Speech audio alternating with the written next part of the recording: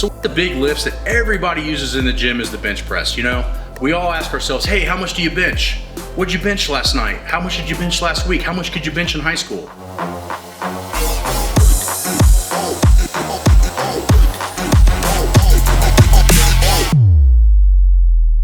The trick is a lot of people don't bench correctly. Now, my friend Josh here, he trains a little bit, but he doesn't know all the little ins and outs that we know. So what we're gonna do is we're gonna show him how to fix it. But the first thing we need to do, just like what we did with the squat with Josh, is we're gonna look at how he does things right or wrong. So what we're gonna do is put him in the bench, and then we're gonna see what he does right and wrong.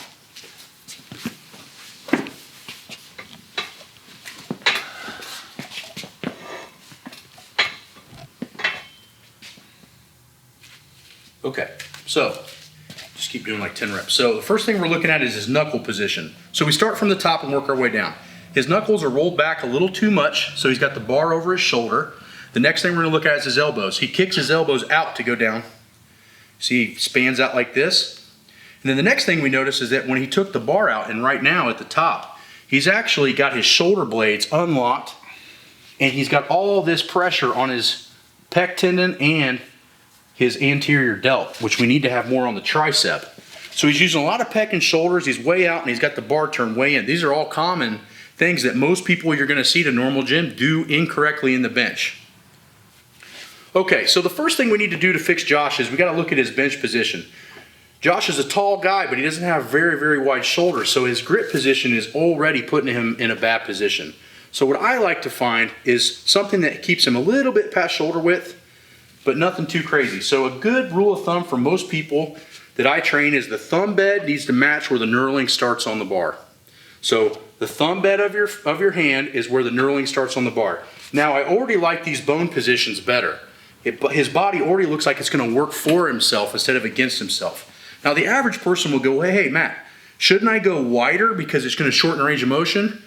Yes, that is true, but it's gonna put pressure at the wrong muscles. And remember, the person that gets the strongest can lift the longest, okay? What does that mean? That means that we don't want to put our joints in bad positions. So the first thing we're going to do is put his hands here now. This is his new strong position he's going to be in, okay? The next thing we're going to do is we're going to fix his knuckles. So when he hands the bar out, he wants to tighten up all these forearm muscles and make them super stiff, like he's going to punch me in the face. Now what that's going to do is it's going to keep his wrist from doing this. So let me roll him back. So this is what's going to happen when he goes heavy. We don't want that to happen. We want him to stay tight and straight. If I wanted to punch somebody in the face, I want to squeeze all this and hit him like that. I don't want to hit him and get loose because one, I'm probably going to break my wrist. Two, I'm not going to create any power. It's the same thing applies with the bench. So most of the time you can fix 50% of the bench problems from the elbow up by squeezing and keeping the knuckles tight.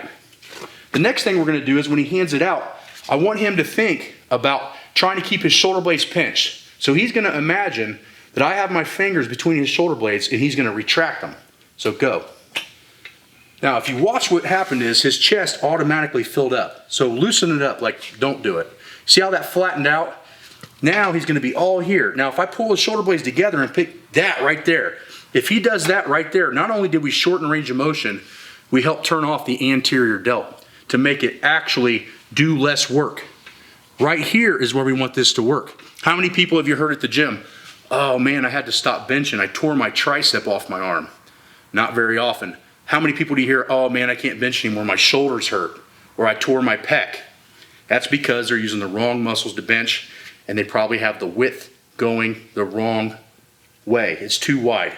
Okay, the next thing is we gotta make sure that when he hands it out, when he gets it handed out to him or hands it out to himself, he does not unlock his shoulder blades. His shoulder blades stay back. So the only thing he's going to take it out with is his elbow. He's going to lock his elbow and row it out to himself.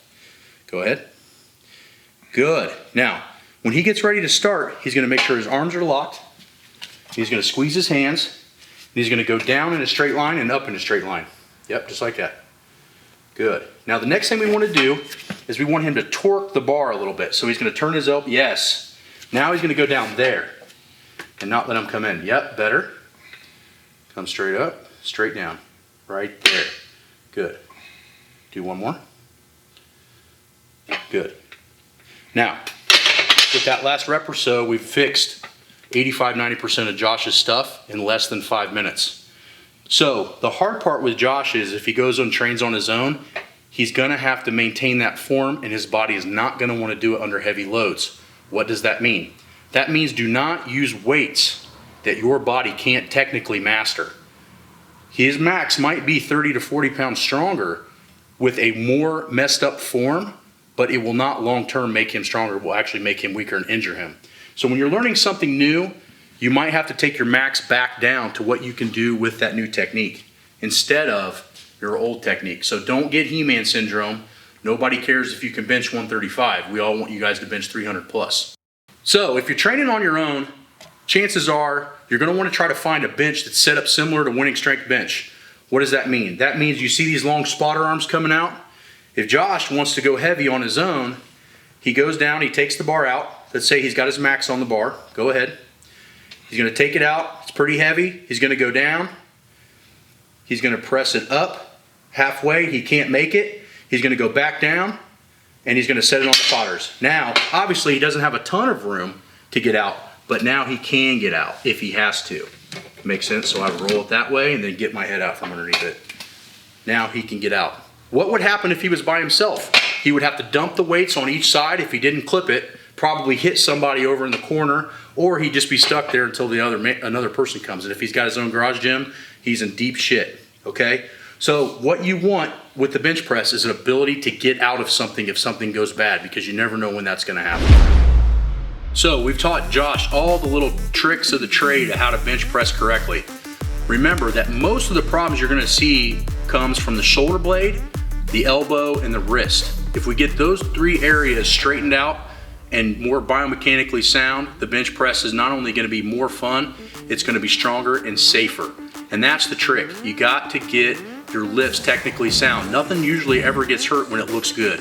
It always when it looks bad. So keep the wrists straight, don't let them roll, don't kick the elbows out, and keep the chest high. If you're interested in any of the equipment that you saw, the belt squat, the competition bench with the safety arms, then go to wenningstrength.com and take a look at our equipment section, and also take a look at our manuals, which goes over very, very in-depth the things that we taught Josh today on technique and how to lift. Go see how we used the Wenning Strength belt squat to teach Josh how to squat perfect in less than 5 minutes. This was huge in him learning how to squat not only safely, but also effectively very, very fast. If you have any questions, go below, ask them, and we'll get back to you as soon as we can.